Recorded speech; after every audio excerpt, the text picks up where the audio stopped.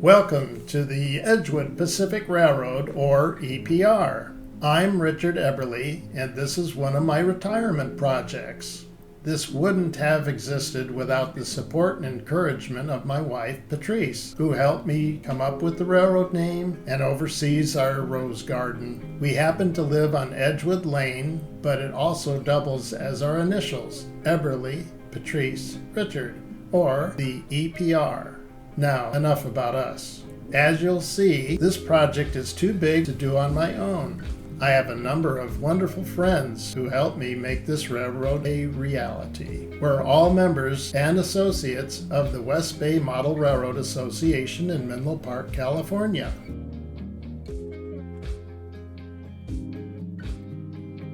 From the very beginning, over a year before the building was erected, Clyde King has been my consultant on the design of the project.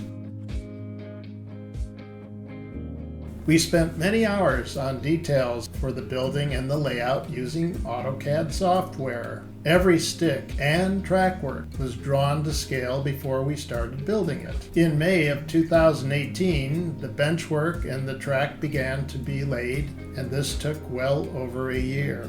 Don Birch helped me with the electrical engineering for the control panels, assembly and wiring, serial bus design, and assembly of the control system. It took us over 2 years to complete the electrical work needed to control the layout. The interior of the building is 40 feet by 16 feet. The HO layout is in 3 layers, with table work 24 inches deep for easy access, but there are a few exceptions.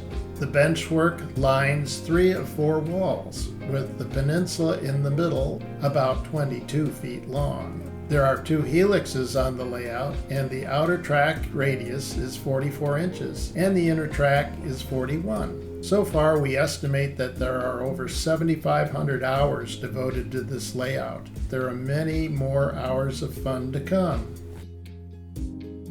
There is a 4th level with a G-scale train up there. My sons, William and John, thought it would be nice to have a static wall display of a large locomotive for the new train building. When I received the gift, I said, "This can't possibly be a display on the wall. It has a motor in it." So I had other plans.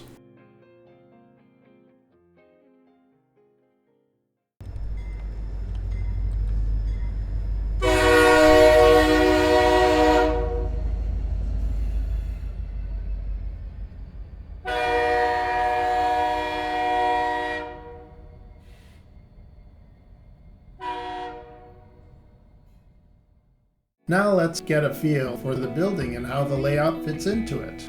Total track laid is more than 1,900 feet, or just over 30 scale miles. The double track main line is almost 900 feet, or about 14.5 scale miles. There are 104 number 6 and 8 turnouts, 7 double crossover switches, and 2 slip switches for a total of 113 turnouts. The first level has 1 main yard. The second and third levels have 1 yard each. The layout runs east to west. The east end of the layout is on the first level, and the west end is on the third level.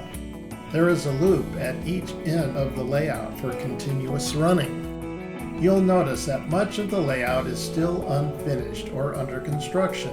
This layout was designed for fun and operations. We use JRMI operations for our manifests and currently have 17 trains running under the software. Not all 17 trains need to be run during an operation session. There is a lot of flexibility designed into the operations of the layout. Our throttles are by NCE. There are 3 auto-reverse sections of track, and all 3 are extremely long for long trains. You may notice white signposts with the letter U on them. This shows the center location of the hidden under-track uncoupling magnets. Other friends contributed to the layout, and here are some of the things you'll notice. The mountains were constructed with the help of Bill Holtz with rock molds he created, loaned, and taught us how to use. Clouds, mountains, and scenery were painted by Jessica King. who will continue to create backgrounds for the foreseeable future. Carl Sonkin is working on modeling foliage and taught me some of the finer points of how things are done. Most of the trees you see mounted on temporary blocks give us a sense of what is to come.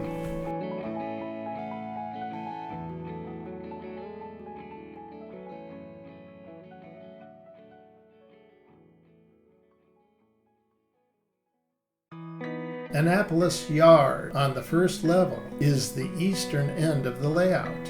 We have a locomotive storage yard consisting of 5 storage tracks. Annapolis Yard East consists of 6 yard tracks. Annapolis Central Yard consists of 9 double-ended yard tracks that are each 21 feet long. Annapolis Yard West consists of 7 yard tracks. Now let's head up to the second level. Albany Siding holds local switchers and helpers for the helix. Boston Intermodal with 4 tracks serves containers of 20, 40, 45, 48, and 53 feet. The following are sites of future industries yet to be built. Charleston will have the warehousing industry. Detroit will feature oil and gas distribution.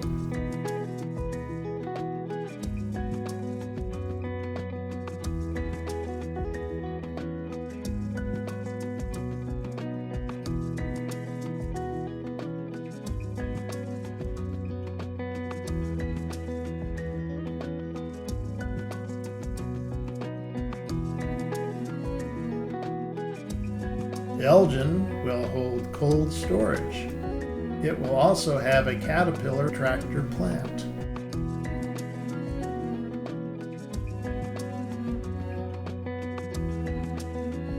Georgetown Yard extends around the peninsula.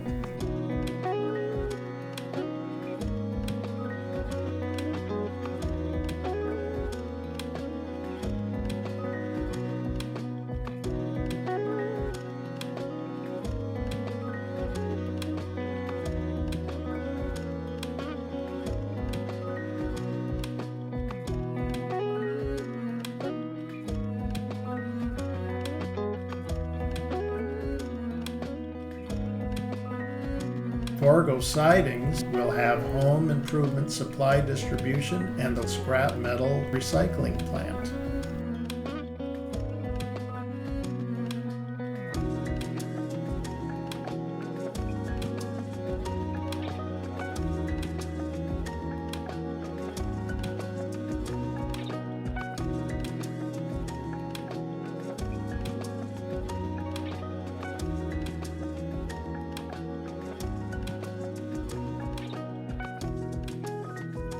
Hazard features a crude oil transfer station with 2 tracks for loading tank cars.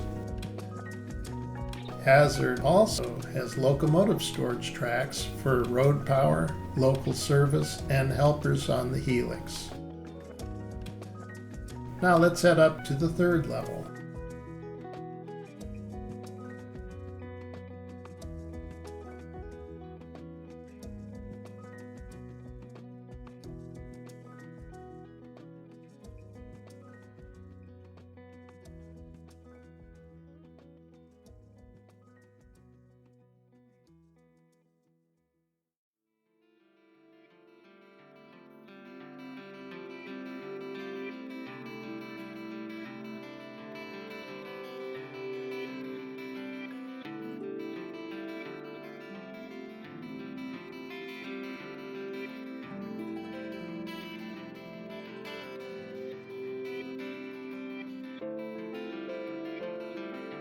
Here in Provo, we're in the process of building some grain silos.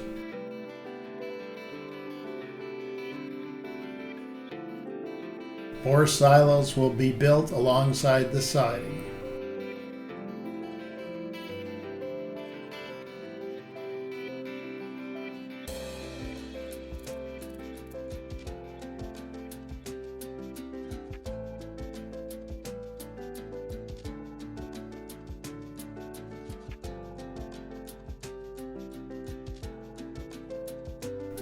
Here in Minneapolis, we plan to build a brewery. And here we have LN Gas, a liquefied natural gas distributor.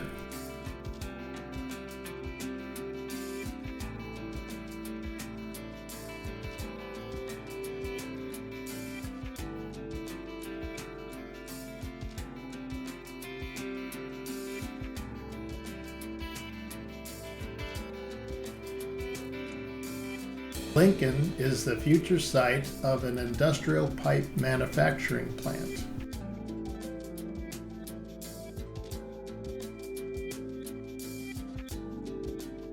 This is the lacrosse yard.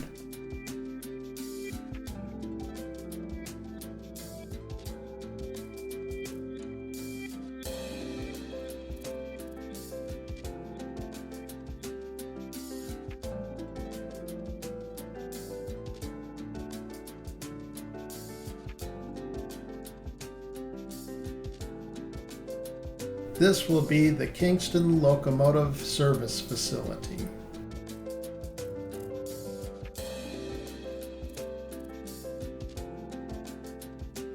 Near the mountains, you can see Roseville, featuring an asphalt plant and a plastic pellet distributor. And that's it for the layout. Thanks for watching my walkthrough of the Edgewood Pacific Railroad.